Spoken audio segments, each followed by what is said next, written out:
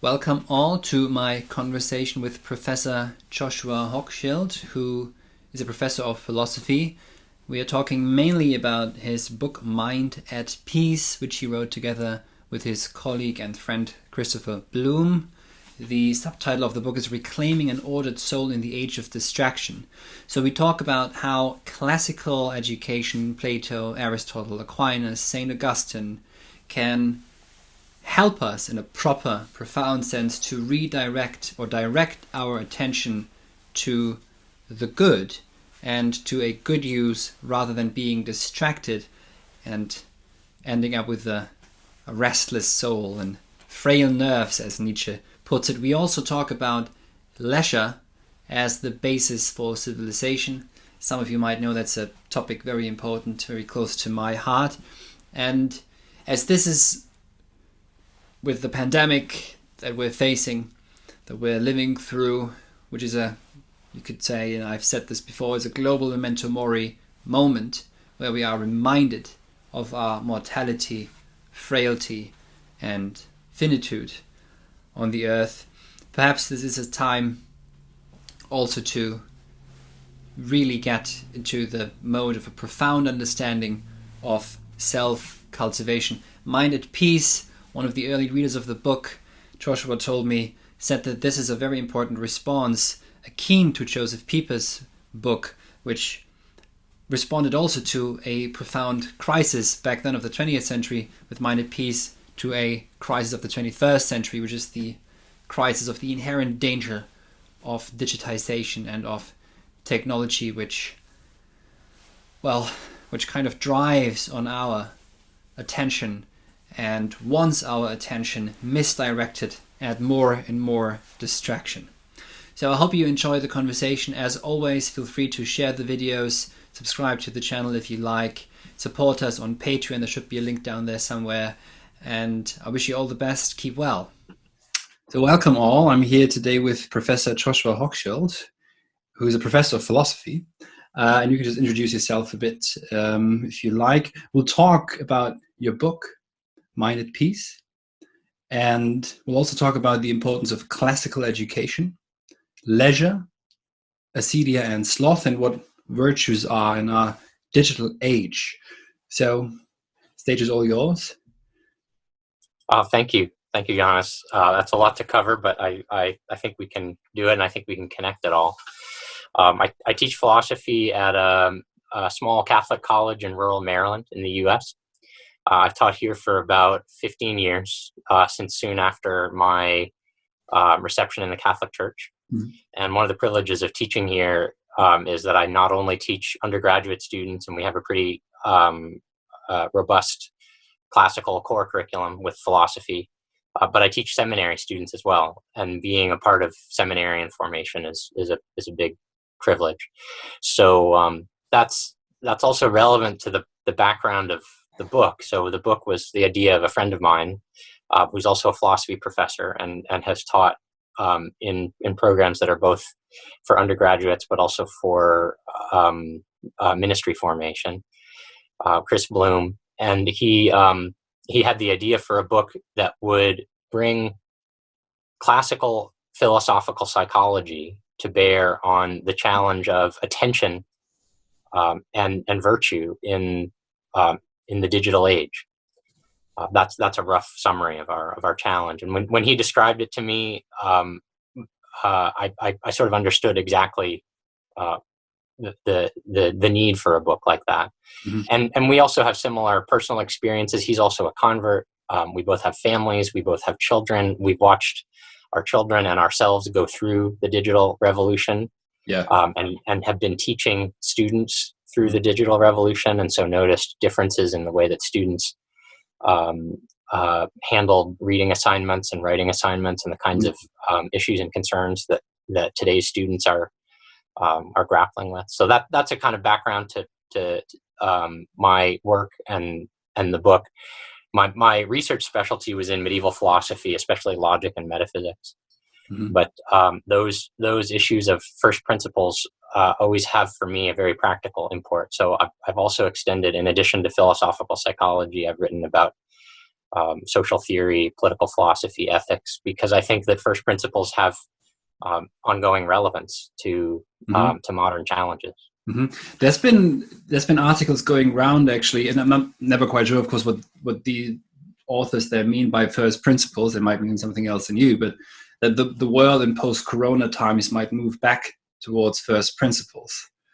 So what would be proper first principles in a classical sense? Well, that's a good question, and the observation makes sense to me. I mean, a crisis is always a time for self-reflection, and you can be concerned that maybe people will draw the wrong lessons from a crisis, and that's relevant too. But it typically also prompts at least some part of society to think, okay, what's truly important? What should we really give our energies to? You alluded earlier, and maybe we'll talk about Joseph Pieper. And his thesis about leisure, the basis of culture.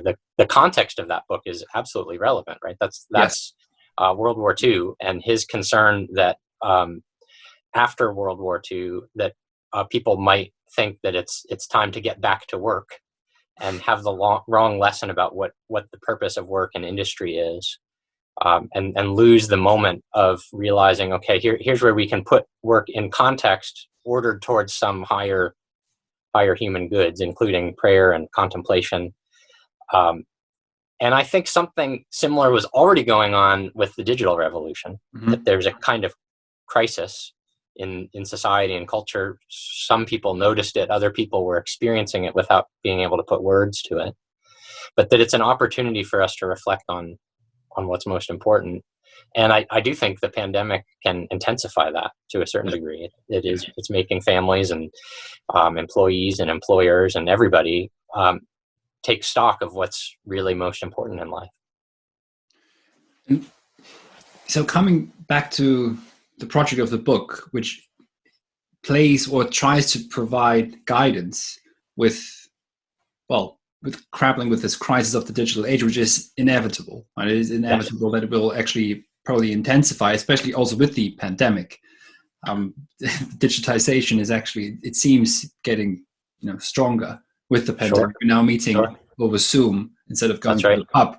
And so and one of the things I always like to point out, because I'm engaged in this weird phenomenon of online philosophy, and I pointed out in several videos, and actually a video just on the topic as well, there's a very prescient, uncannily prescient short story by E.M. Foster, The Machine Stops, from 1909, where he describes human beings living beneath the earth in pods, isolated, and all they do is watch each other over what we would now call Zoom or Skype, and get affected by new ideas, but these ideas are never original, ursprünglich, right, primordial. They're always already just secondary sources about tertiary flickering images on the cave wall.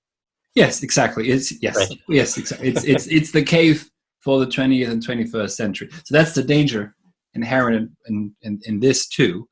But then again, you seem to be arguing in the book that there is a way of dealing with this, which allows us to remain free. Let's put it like this, perhaps. Yeah, I think that's right. I mean, there might be a place for a book that argues we should get rid of these things, or that small communities should come up with rules for self-governance, where these things are much more limited than they are. Yeah. But Chris and I wanted to be pretty realistic about what was plausible and possible, but also, I mean, however dangerous I think portable digital devices are, I don't think they're intrinsically evil. Yes. Yeah. And so this raises the classic moral question of, okay, so if something isn't intrinsically evil, but it's dangerous, right? We have to think deeply about what would be the right or temperate use of it. And this isn't to put off the criticism. Yes. But to frame it in terms of how much can individuals, but also societies, it's not just a matter of personal willpower and choices that you make, but maybe in the relationships you're with, other people can help you hold be accountable. Maybe institutions that you're a part of can develop a sense of discipline and accountability. But I mean, the reason these things are dangerous is that they appeal to very, very basic appetites. Yeah. Something maybe that, because in the past these appetites could never have been so overindulged just by the virtue of the environment, that we haven't developed the language for describing how to regulate them. We have a very, very well developed language for describing how to regulate the appetite for food. Very well developed language for how to regulate the appetite for sex. Yeah. But not so much a developed language for how to regulate the appetite for interior attention. That we constantly want to know things, that boredom is painful.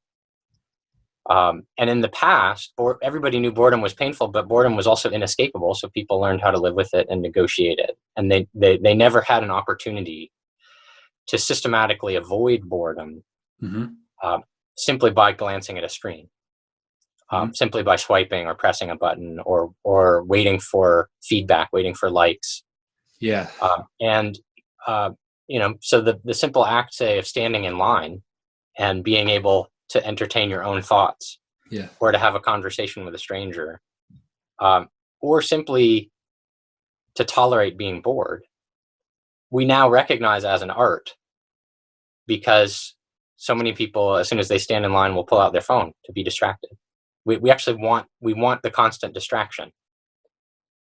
And so it seems to me that it's an opportunity for us to think deeply about what is temperance of the interior life, how do we regulate how and where we give our attention. And there is some classical language for that. So you mentioned at the start the classical vice of acedia is typically translated in English anyway as sloth. Yeah. And sloth in English tends to have the sense of laziness. And I think that's misleading. Yeah. So acedia is not just laziness. Yeah. Acedia is a kind of spiritual dissipation where your attention is not focused on what is most important and most valuable for you, but is undisciplined and spread out over things that are not helpful and useful for you to give attention to. So sometimes it takes the form of laziness, right? Sitting on the couch and binge watching a television show might be what first comes to mind as a form of acedia.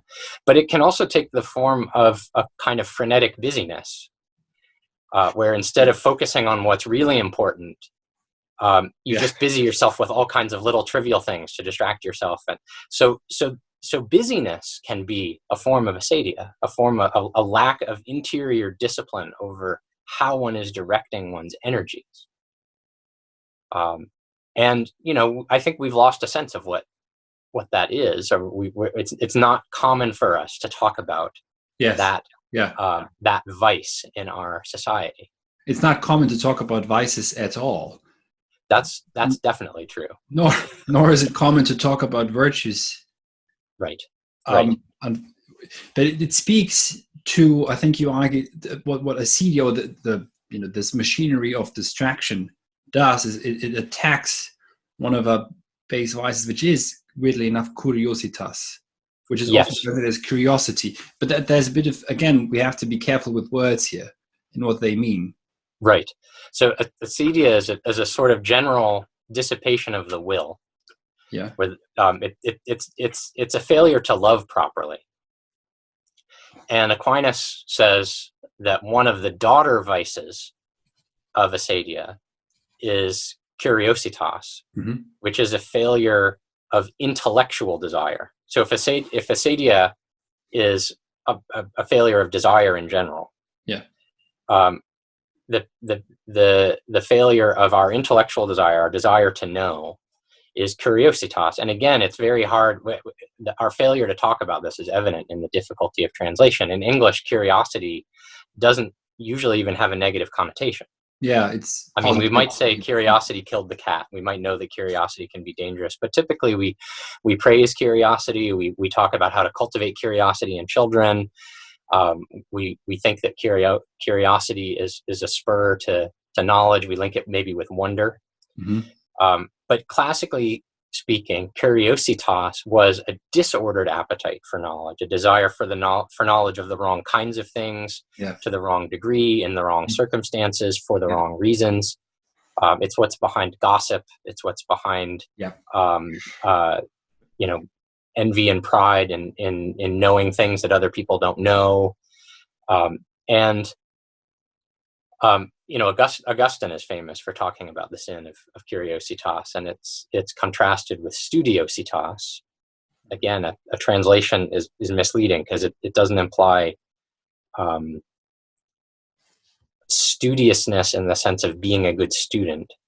It simply implies an ordered appetite for knowledge, seeking to know what is appropriate to know, given your circumstances and given your powers, and to the right degree and in the right way and for the right reasons.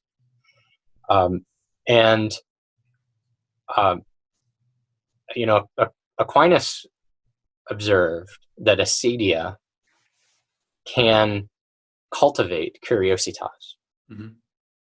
That someone who's prone to the more general sin of acedia can then be led to curiositas out of, we might say, out of a kind of depressive state. One's mind can wander and dwell on things that aren't helpful for you to dwell on. Yeah. But I think one of the things that we've seen is that people who weren't necessarily marked by acedia can be led into acedia by curiositas. So our smartphones appeal to curiositas. We always have the possibility of knowing more, seeking more. That isn't necessarily what's important for us to see, but our appetite, our intellectual appetite to know is now virtually unlimited. There's no natural limit anymore. On your seeking to know something. And what a lot of people experience, and this has been documented by psychologists, by sociologists, and also people, when we talk about those, people I think will recognize it. That desire to know ends up putting one in a state where one doesn't know what's important anymore, where one feels that one doesn't have the energy or power to do what really is necessary in life. That the binge watching of Netflix can make you depressed. It's not just that being depressed can lead you to binge watch on Netflix. That kind of thing, I think, is more apparent to us now. That the daughter vice can actually lead to the parent vice. To acedia now, yes. Yeah. It reminded me of a couple of things just from very different philosophers. Nietzsche says that the free spirit is capable of preserving himself by saying no. Yes. And that's to him, and Nietzsche already sees a lot in the Nachlass, or posthumously published notebooks. He says that the trouble with modern European man is that he's interested, very interested indeed, but ever only epidermal interessiert, epidermally interested, right? So everything superficial. Yes, superficial. So, and he already speaks of frail nerves and an external busyness, but at the same time an internal tiredness. An internal tiredness, weirdly enough, is restlessness, right? It's this kind of the restless soul that then reaches out in its unlimited, now limitless desire, or let's say limitless possibility to find new desires. And it's almost like Foucault speaks of an economy of desire. I would almost say it's an economy of boredom. It's an economy that works with boredom, that wants to be entertained and creates its own desires, because we can't deal with Langeweile. The old German word for this is Langeweile, for boredom, which means long while. Ich habe Langeweile in the medieval times would sometimes could still be something positive, which would just mean I have time. I have time on my hand at last, right? A long while. Yep. All of these signals in us are signals that are supposed to bear information that could then help us, just like pain, right? Pain is information, and and can tell you that you need to stop doing that, or that you need to not lift such a heavy thing, or you need to, and people can have the wrong responses to pain, right? You could choose to simply deaden the pain instead of seeking what's causing the pain.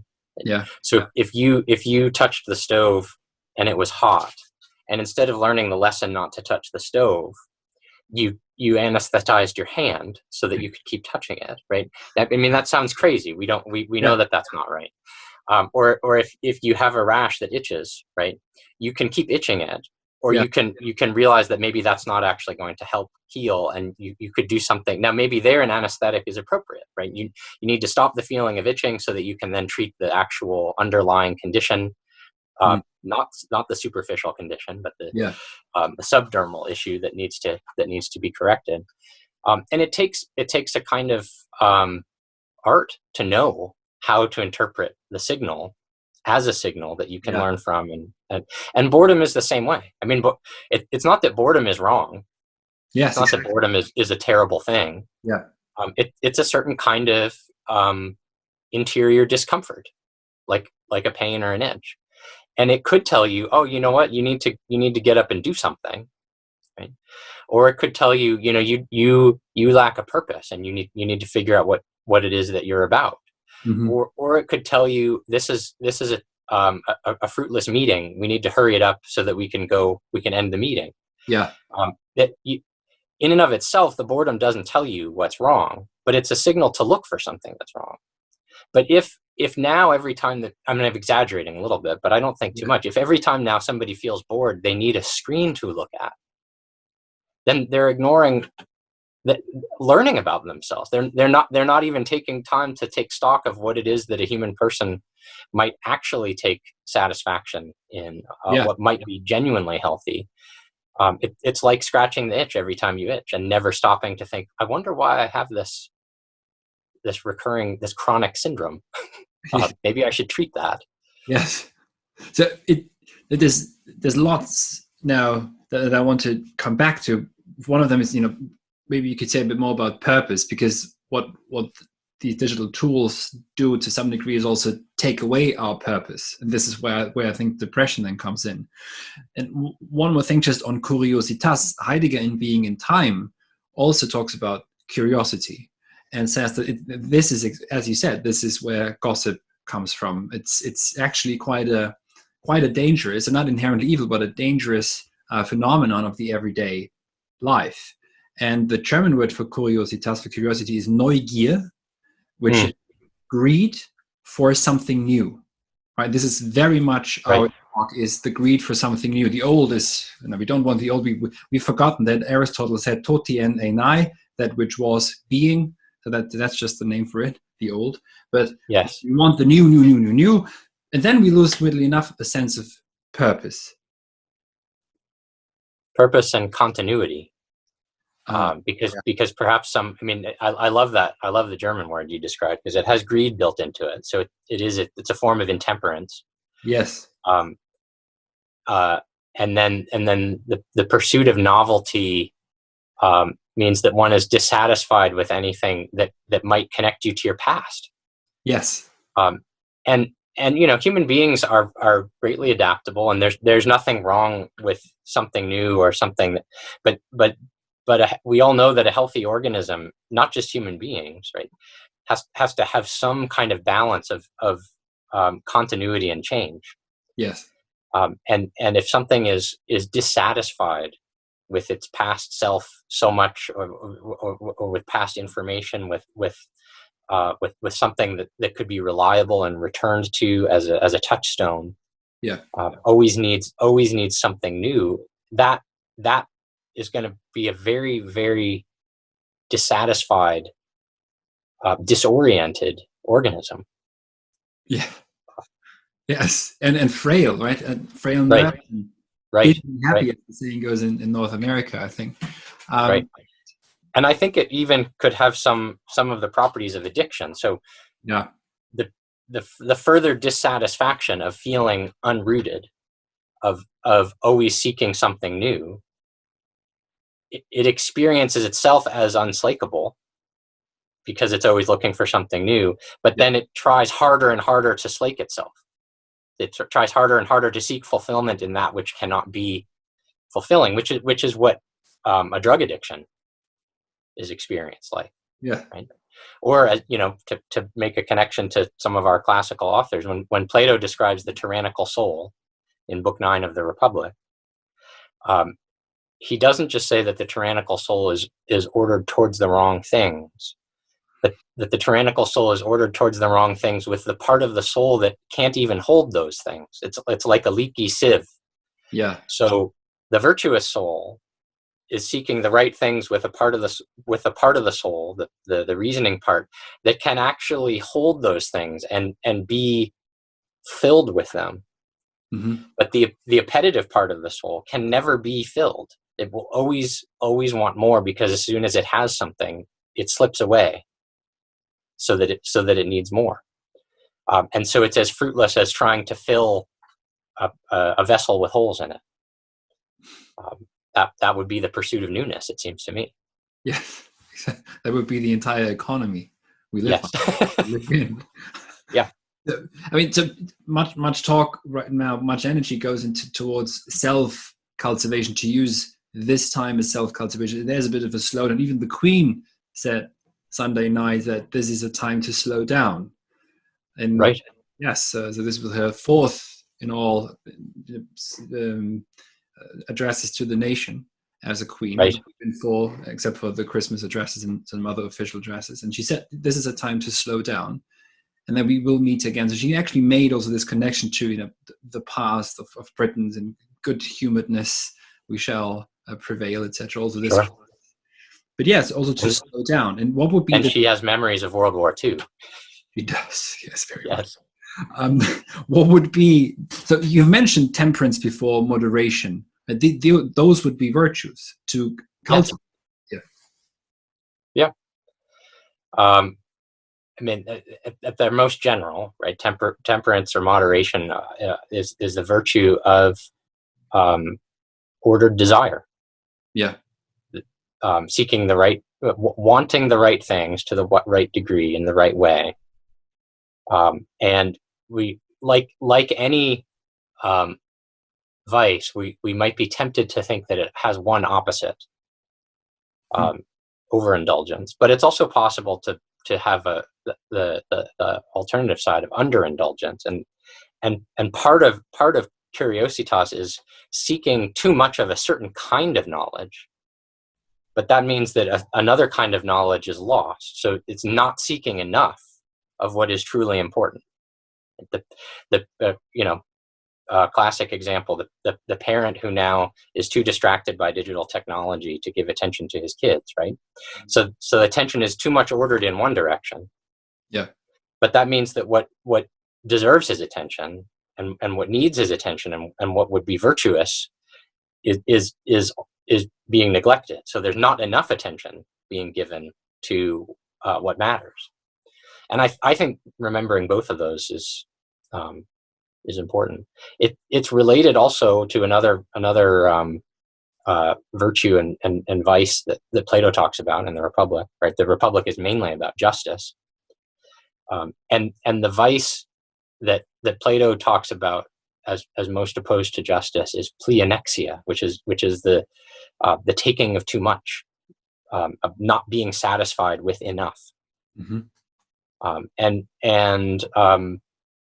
It seems to me these things are connected, right? If your appetites are disordered and you desire too much of one thing and not enough of another, then the actions that flow from those appetites are going to be too much of something and not enough of another. So they will be unjust actions. The parent that I described is not just distracted, but isn't fulfilling his duties as a parent to the child by failing to give the child attention. And some of these things are almost self-correcting, because often it's the child who knows that they're deprived of attention and brings it to the parent and says, "You're not paying enough attention to me." Yeah. Either directly or indirectly by acting out or something like that. Right? but I mean, again, these kinds of things, I'm not making this up. I can speak with a little bit of guilt from personal experience, but this has been studied by psychologists and sociologists. It's quite well documented, actually, that there's even a phrase that's been coined, digital orphans, children who are effectively neglected, not because they don't have parents, but because their parents don't give them attention. Yeah, that's an injustice. That is a failure to render to others what is their due.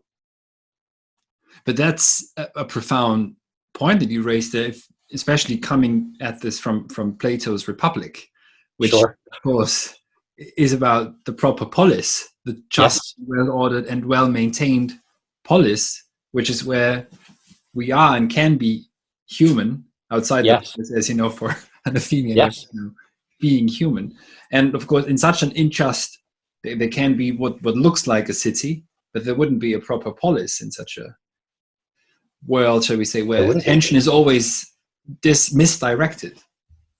Well, and that's one of the keys to some of the most controversial things that Plato says in the Republic about the training of the guardians. Yeah. And of course, this is all meant as a metaphor for spiritual discipline in the first place.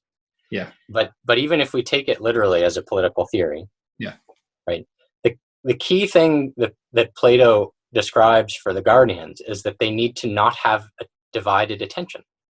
Mm-hmm. They must be such good parents of the city that they have no divided loyalties, nothing to distract them from caring about the good of the whole. So all of the particular policies that sound crazy if you take them out of context, right?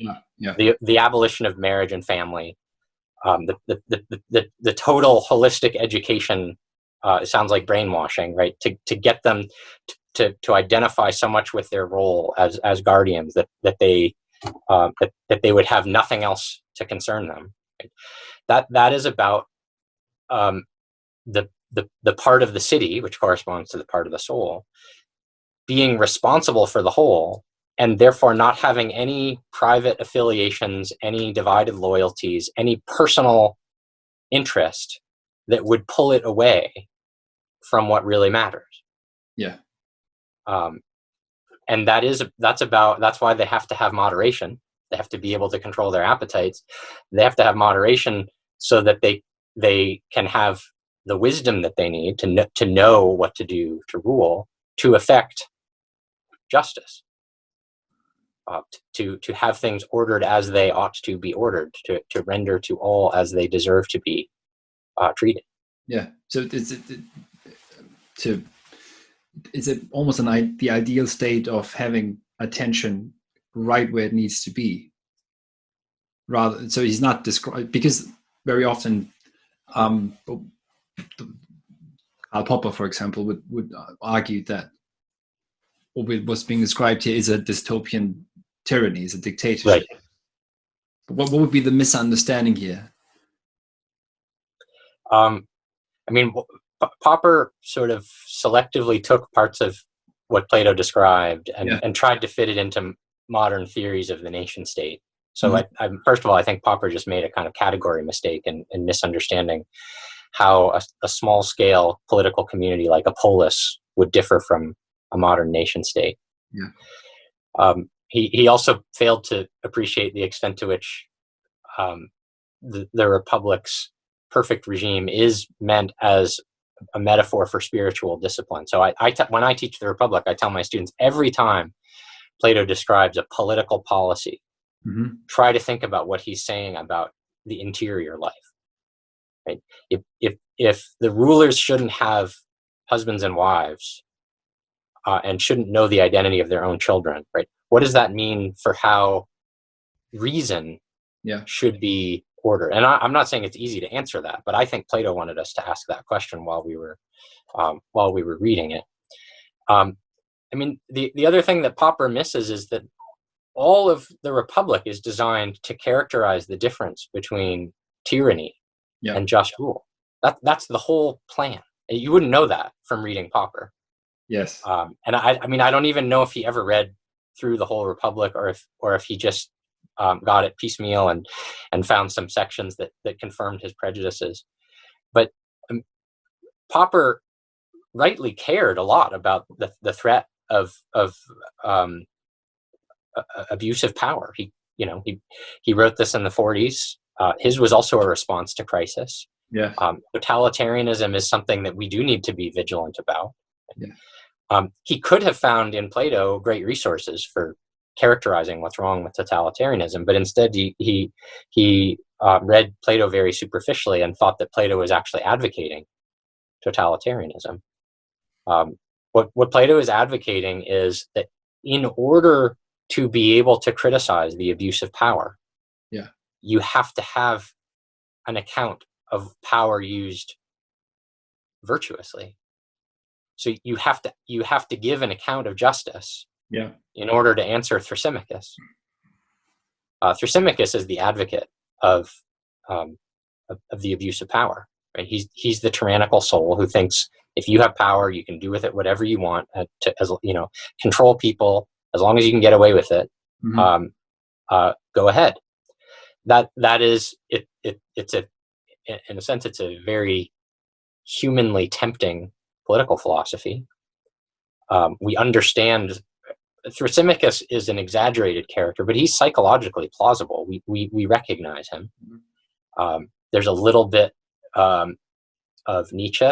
There's a little bit of Hobbes. There's a little bit of Machiavelli. And that's not necessarily fair to Hobbes or Nietzsche or Machiavelli, but we recognize this. And what I think is interesting too, I mean, here's another way in which Popper had missed an opportunity in reading the Republic. When Thrasymachus leaves after the first book, and he leaves because he's embarrassed, and he also leaves because he's not capable of philosophical conversation.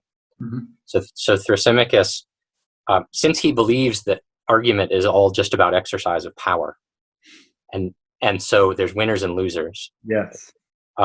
Socrates can't persuade him, but Socrates beats him, and he does beat him. Thrasymachus is embarrassed. He blushes, and he's shamed. And Socrates has to kind of lead him grudgingly through the rest of the conversation, but Thrasymachus has checked out. He's done. In book 2, Socrates' friends, Glaucon and Adeimantus, who are capable of intellectual conversation and are willing to engage in the pursuit of truth where there aren't winners and losers, but everybody is seeking the common good together.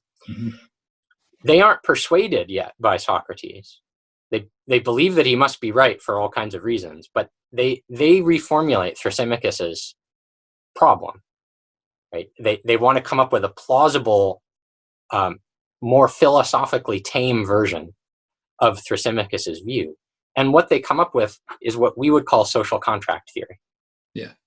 They say, well, what if it's true that in and of itself there's no such thing as justice, and that what we call justice is an agreement that results from people negotiating between themselves. Okay, we're going to tolerate this, we're not going to tolerate that.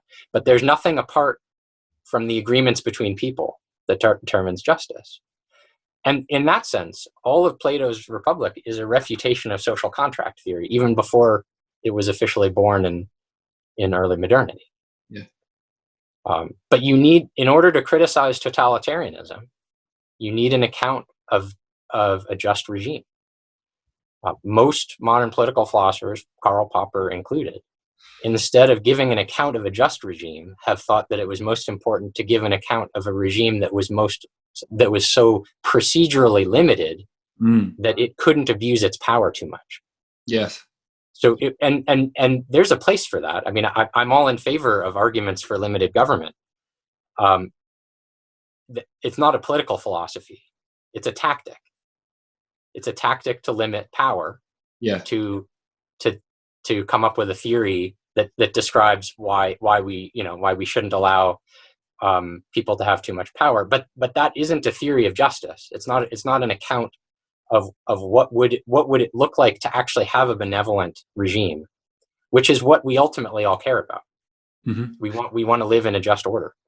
Yes, and so just on the notion of power, I mean, Foucault again comes to mind, and the trouble with Foucaultian argumentation, of course, because it no longer seeks truth, simply seeks power. But would it be fair to say, just say no if it isn't, that more modern, more contemporary theories or political theories of political philosophy forget the importance of power and rather try to limit power, government power, etc., but don't take it seriously as a phenomenon or something to account for, which apparently Plato does. So power, in fact, is important in the Republic, and he deals with power in a way that it's not just limited, but also allowed it to take its course, but at the same time directed at the just order, because there is justice in itself. I think that's right. I would only qualify it in this sense. It's not just power that he's concerned with, but the power of someone to command others. Yeah. So it's ruling power, and I mean, part of the problem, the reason I want that qualification is that Thrasymachus doesn't really think there's such a thing as rule. Mm-hmm. He thinks there's only power, and that all exercise of power is domination, coercion. It's inherently manipulative. Mm-hmm. Even if I am personally comfortable with how I, as a subject, am being treated by a ruler over me, mm-hmm. right? That's just sort of a lucky coincidence, but it doesn't mean that there's justice. It just means that I've managed to make peace with how I'm being manipulated by the one in power.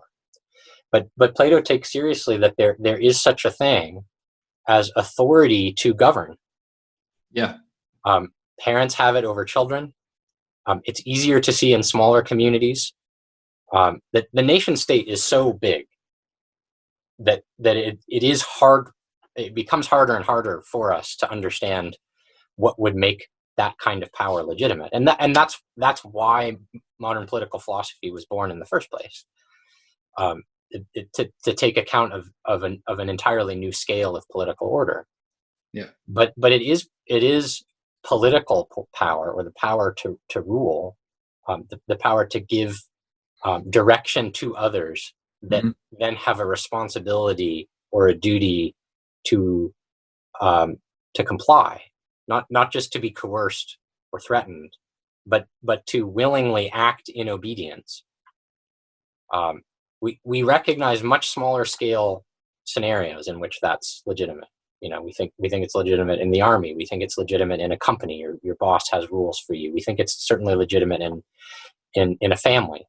Yeah. When Plato says we have to supervise the storytellers, and make sure that only the right poems are told that put the right ideas in the citizen's mind, everybody immediately thinks in terms of censorship and propaganda. But I ask my students, didn't your parents do that at home? Didn't they say there's certain kinds of things you can't watch, certain kinds of stories they wouldn't let in the house? Wouldn't you think a parent who didn't do that was a bad parent? A parent who believed in the free market of ideas and exposed their children to whatever they wanted. Yes. We all recognize that's now none of us particularly wants the president or prime minister or whatever of a modern nation state to be telling us what to read. But if you reformulate it a little bit and say, well, we want our rulers to care that we have access to the ideas that are most important to us as a nation, and are attuned to ways in which we could be misled, are attuned to ways in which our understanding of the good of the nation could be infected by bad ideas. Mm-hmm. I mean, when Ronald Reagan was condemning communist ideology, right? He wasn't burning books, but he was censoring the storytellers. He was saying, here are some ideas, some ideological propaganda that I recognize as anathema to the American ideal. Right? And every ruler in every regime will do that. We need rulers who care enough for those over whom they rule that they will show their care by helping those to know and see and appreciate the things that are best for them to know and see and appreciate. Yeah. And it's a shame that we feel so abused by the misuse of power in modern nation states that we have a hard time even formulating that we would rather, for tactical reasons, we would rather have a laissez-faire ruler who says, I don't care what you do, I'm going to leave you alone. We think we want rulers who will leave us alone, but even that's because we think that's what's best for us, to be left alone. We think that that's the only way that a modern ruler can show his care for us, is to not care about us, which is a paradox in a sense. Yes, that's true. That's the exact opposite of the guardian or the philosopher king. Right. But also, interestingly enough, in a different dialogue by Plato, the Critias dialogue, the difference between Atlantis and Athens, and we don't have to go into that now, but what I've been pointing out recently is that Plato mentions, just en passant, that the harbor of Atlantis never stands still. The harbor of Atlantis never stood still. It was always buzzing. They turned the night into day and the day into unrestlessness. Yep. And the consequence was that they went a bit nuts, you could say. And similar situation perhaps today, that the economy cannot stand still. 2 weeks apparently is too much for this Right.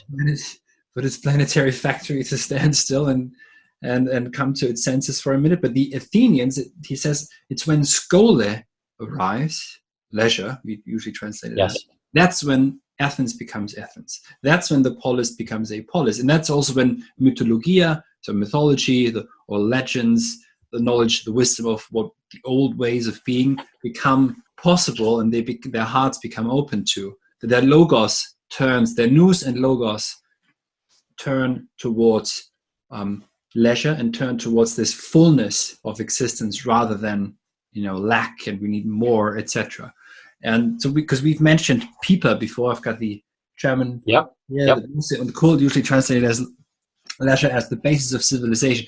So that comes back to what we talked about before, sloth and idleness.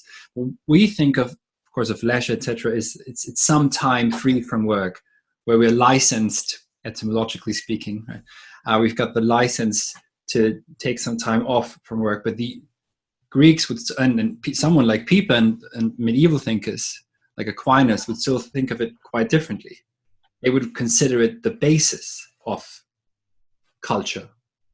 Right. And I want to talk about Pieper, and that was a perfect transition. But can I say one more thing about Plato, by the way, before we leave? Of course, absolutely. So another pet peeve of mine about common interpretations of Plato, and Karl Popper is guilty of this as well, is the idea that Plato had his head in the clouds. He was so abstract. He imposed a theory on human beings completely contrary to our nature. That he wanted something totally impractical. I think it's actually hard to read all the many different things that Plato says about politics and his thought experiments with cities, without seeing how practical and humane he is. So you mentioned the practical considerations he has in the dialogue. Comparing a frenetic city that never rests with a city that has sort of humane rhythms and natural limits. Yeah. People forget that the Republic itself, Plato narrates that as a very organic evolution from associations of households. Mm-hmm.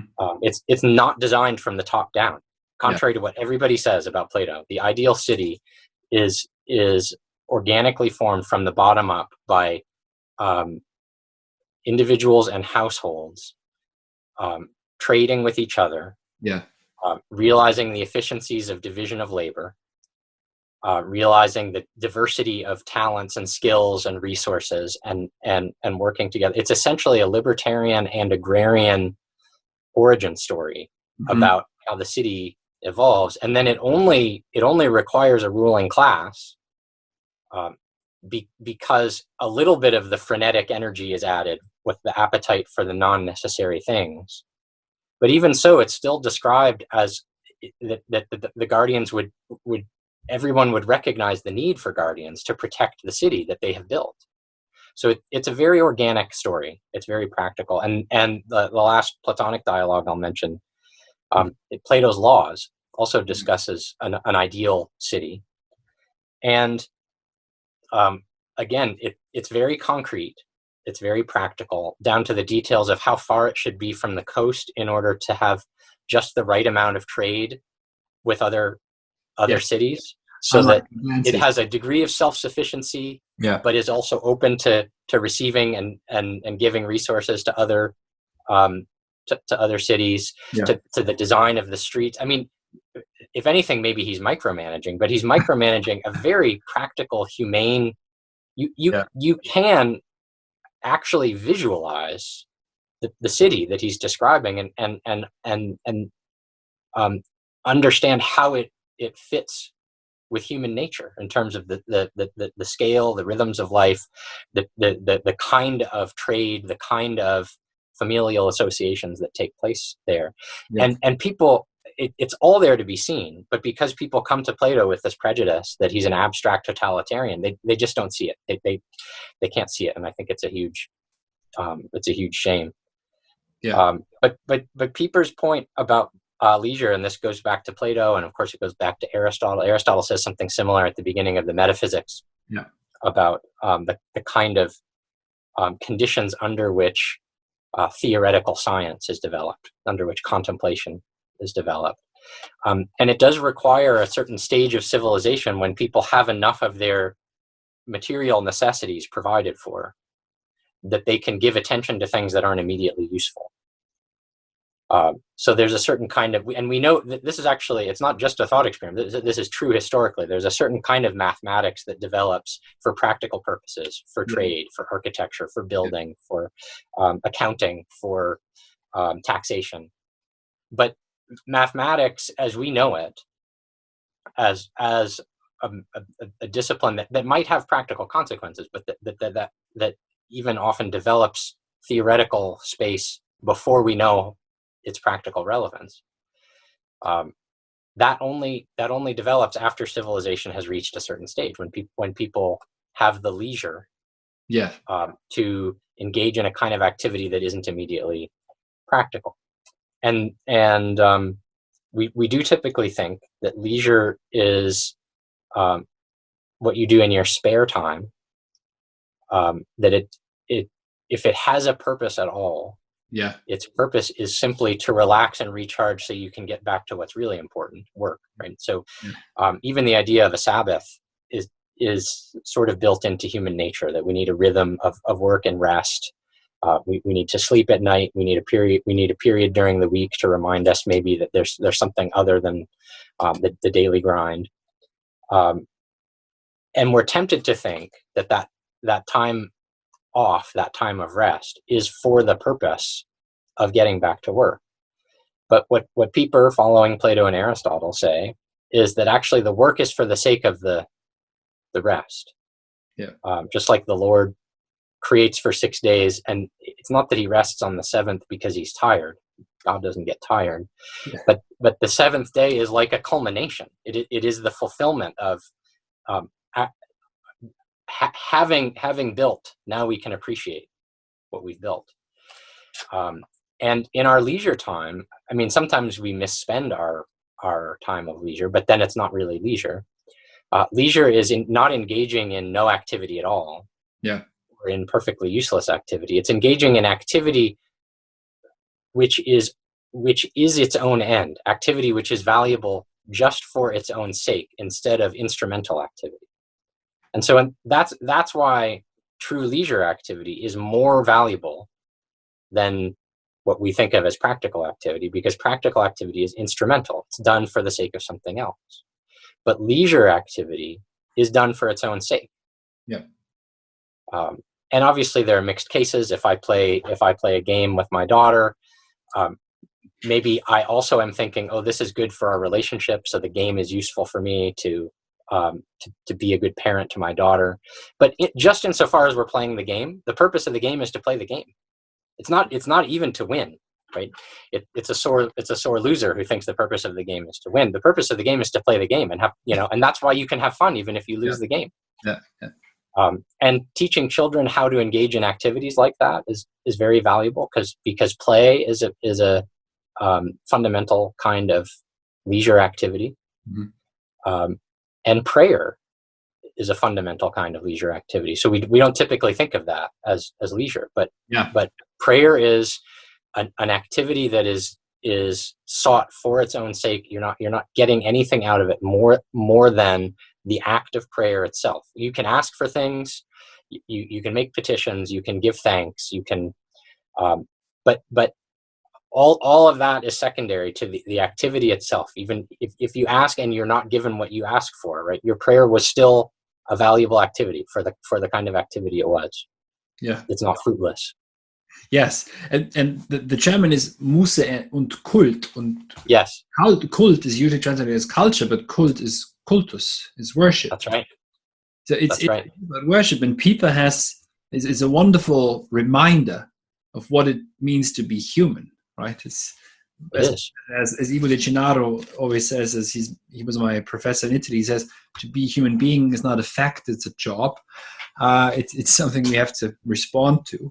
And Pieper says in here, prayer, of course, when you pray before bedtime, you fall asleep more easily. But it would be absurd, he says, to pray in order to sleep more efficiently. Sure. Little did he know that 70 years later, there would be apps that you can use to meditate, which completely corrupts the sense of meditation, just to sleep more efficiently. This is kind of the machinery or the uncanny wheelwork, as Nietzsche calls it, has built over. Yeah, when I first got a smartphone, I did download some apps to help me pray, and it just felt totally. I'm sure this says something terrible about myself, but it didn't seem like it was helping me, and it didn't even feel appropriate. I found it much easier to pray by putting my phone down in another room and taking out an old-fashioned prayer book. It just didn't. It doesn't seem to suit the device. Pieper's argument is a great reminder that there is in a sense an Aristotelian or a natural law argument for worship. Yeah. Traditionally, Catholic theologians have said that the Ten Commandments of Moses embody things that in principle are knowable by natural law. Mm-hmm. And sometimes when I say this, a very keen student will say, well, what about the one about the Sabbath? That seems like ceremonial law. Maybe the rest fit with the natural law, but how could we say that that's and maybe the idea of a seventh day or the specific meaning of the Sabbath is a part of the ceremonial law. But there is something in the idea that human beings are meant to set aside time to give their full attention to what is most important in life, and that everything else in life needs to be ordered towards God. And if it's put that way, the commandment to keep the Sabbath is essentially an Aristotelian Platonic insight that however much you work, you also need, however much you work instrumentally, you need something to do to keep the habit of heavenly mindedness, so that worship is in a sense the highest activity of human beings. In Book 10 of the Nicomachean Ethics, Aristotle says that the highest form of happiness is contemplation. But the theological version of that, which Pieper is in a sense trying to translate for a mid-20th century audience, is that the highest form of human activity is the cultus, the worshiping community that together orients itself to God. Yeah, and I sometimes think, because I've been interested in musse or leisure, idleness, for several years now, and without the aspect of the divine, it can turn very easily into self-idolatry. Right? Then you get Yes. self-optimization in leisure time, etc., which always plays with, weirdly enough, with existential notions, and also to some degree is informed by, very often by meditation or meditative activities, contemplation, etc. But it simply turns one's own self into an object, reifies the self, and then wants to optimize that self for the sake of optimizing that self, which isn't quite what it is I think you're trying to say with your book, which is considered Right. by Amazon a self-help book.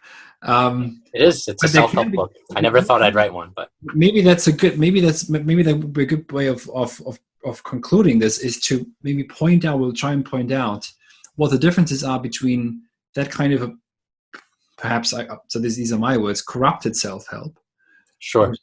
merely self-optimization, which are uncanny, but then the difference between this other way of self-cultivating, this traditional way of self-cultivating. Yeah.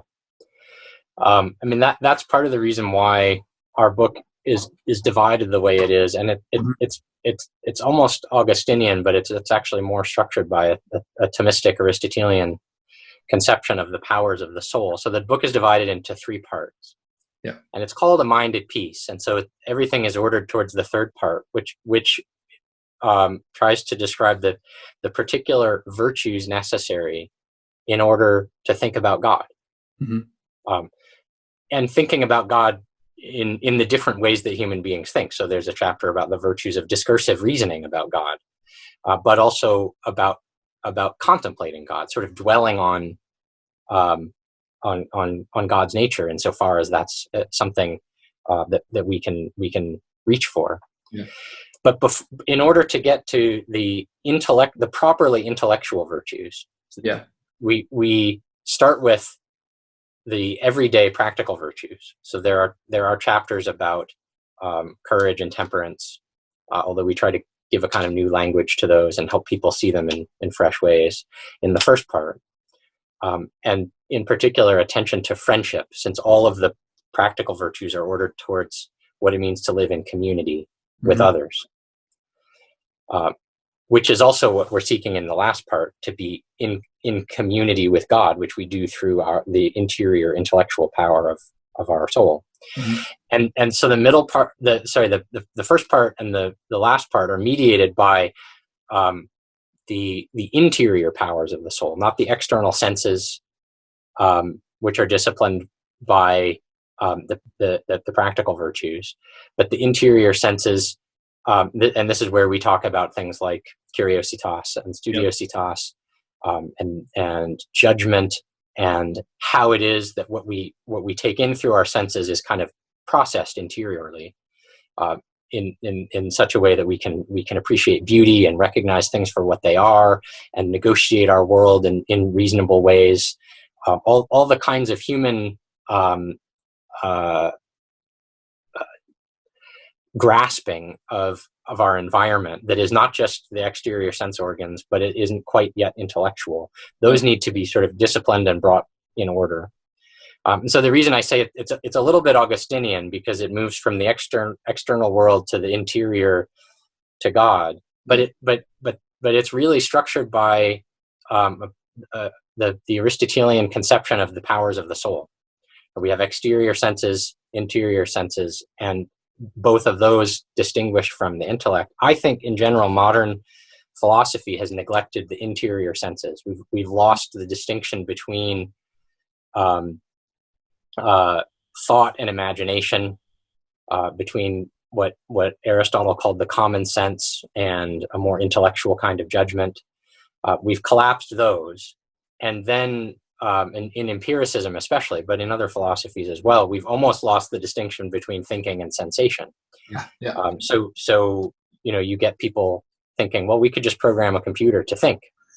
I think you can only say that if you've lost the distinction between all the different kinds of functions that a human being does under the broad category of cognition.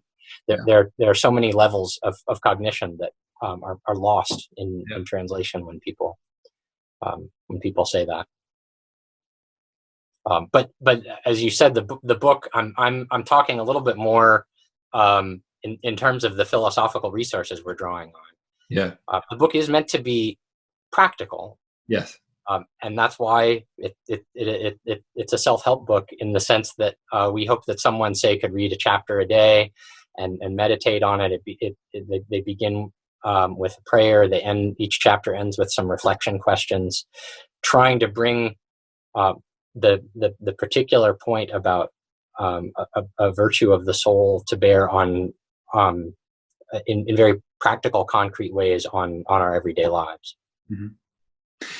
Maybe you could. So what would then be, in my opinion, the difference between the self-help industry or the self-optimization industry and a book such as this is that the self-optimization field considers only the self. It considers an isolated, atomized, buzzword, neoliberal self, but does not consider the common good, communitas, but also, of course, community then with something higher, shall we say, or the natural order and natural world. Yeah, I mean, I'm sure there are exceptions to this, even in the self-help world. But the stereotype of a self-help book is that it's about sort of making someone comfortable with themselves, or helping somebody self-actualize, without any reference point to some external standard or purpose or community that would provide context for what that means. And of course, depending on what kinds of prejudices one comes to the self-help shelves with, one would pick a book that seems to more appeal to their. So if someone is looking for a book about being more confident, or someone is looking for a book about having a simpler life, you can find all of these books. Yeah. But I almost think that the stereotype is unfair. I can't claim to know this literature inside and out.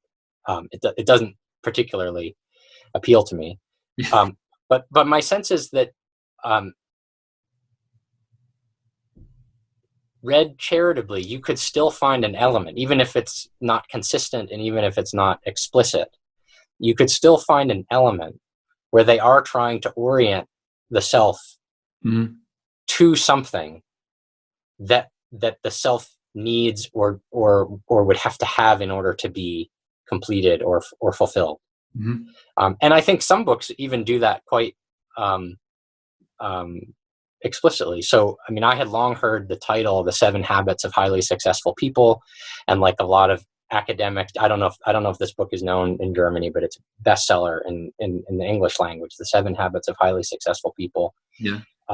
And from an academic perspective, it's easy to think, okay, well, he's just thinking about success. He must be thinking about, material terms, and it's all just about 7 habits. Well, first of all, habit is an Aristotelian term. Yeah. And when I finally read the book, it's a not very thinly described book about virtues and natural law. I mean, the author of the book thinks there's a human nature that will only genuinely be satisfied. You can call it effective or successful or whatever, but can only be fulfilled if that nature is habituated in a certain sort of way. It's not an academic book, it's a self-help book, but it's clearly informed by what you and I would call the virtue tradition or the natural law tradition. And that turns out to be a very popular book. And I think other books that turn out to be, that find a readership, they must be somehow speaking to that part of the soul as well, even if they don't know it. Yeah. This is my more ironic view of the self-help section. But then a book that is aware of that need and can face it head on, and even can identify a community prepared to receive that kind of advice in a particular way. Yeah. I mean, the book that Chris and I wrote is an explicitly Christian book, Mm-hmm. It's an explicitly Catholic book, in fact, although I know of non-Catholic Christians who say they've been helped by it and didn't find it off-putting. But I mean, we talk about Catholic saints, we talk about the Rosary, we talk about things that are specific to Catholic culture and prayer life. But an early reader did say to us, you could entirely rewrite this book with all of the same essential points in each chapter for a secular audience without any reference to anything specifically Catholic. And that's true. It would be a very different book, and I'm not sure that Chris and I would be the best ones to write that book. It would be an interesting exercise, because the virtues that we're talking about are about fulfilling human nature, and we had an easier time writing the book because we had a particular community in mind that we thought would be open to receiving this, and so we could speak as Catholics to a Catholic audience. But I also know atheists and agnostics who've read the book, and they can see the way that, I don't know if they're sort of translating it as they go for themselves, or if they're bracketing certain mentions of things that they don't think are relevant, but they can see that we're speaking about something deeply human, even when it comes to the point of talking about prayer and worship of God as our end. They can see that that's speaking to something that's deeply humane and universal. Mm-hmm. Great. Thanks very much.